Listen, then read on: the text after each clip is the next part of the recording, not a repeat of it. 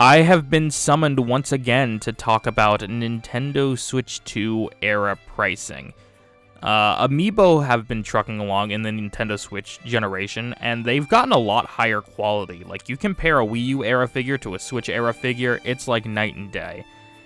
And Nintendo announced at the Nintendo Switch 2 Direct, that we would be getting new Amiibo for the Nintendo Switch 2 version of Street Fighter 6. It's always fun to see third-party Amiibo make a splash. And also, later on after that, they revealed some Tears of the Kingdom Amiibo to also release on launch day. So, it's cool that Nintendo is still continuing to support Amiibo into this generation. Now, in terms of price, the Wii U ones were like around $12 for the most part.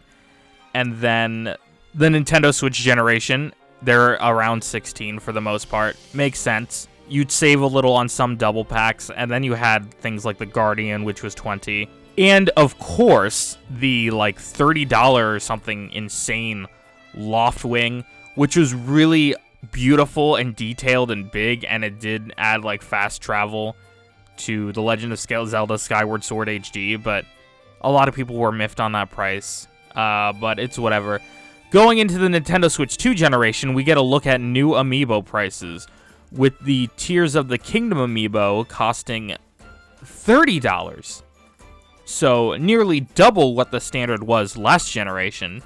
So there's going to be 4 releasing on the Nintendo Switch 2 launch day for $30 each, and 3 Street Fighter Amiibo launching on launch day. They are $40 each. Which I guess it would make sense that they'd be more than the standard Amiibo, because then third parties involved, royalties and stuff. Like these Tears of the Kingdom figures are specifically Amiibo by Nintendo characters that don't have to do with licensing or any of that, so it makes sense that there's going to be a price difference. $30 and $40 is insane for Amiibo figures. It's getting harder and harder every day to defend Nintendo.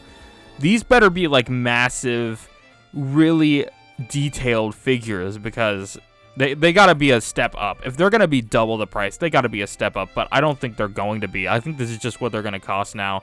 It makes sense, though. They're probably assembled in places like China that's facing huge tariffs right now. But, like, at what point are you gonna be like, this is insane? Nintendo Amiibo are supposed to be these affordable figures that also add things to games sometimes. It's cool. Except when Nintendo tries to justify the features it's adding to games to charge more for it, which shouldn't be a thing. But yeah, I secretly hope that they add a lot of content, and that's why they're this much, but I highly doubt it. This just might be the cost of Amiibo now, which sucks, because if they ever make, like, a good figure, is it gonna be worth it for me to buy it if they make a character I like?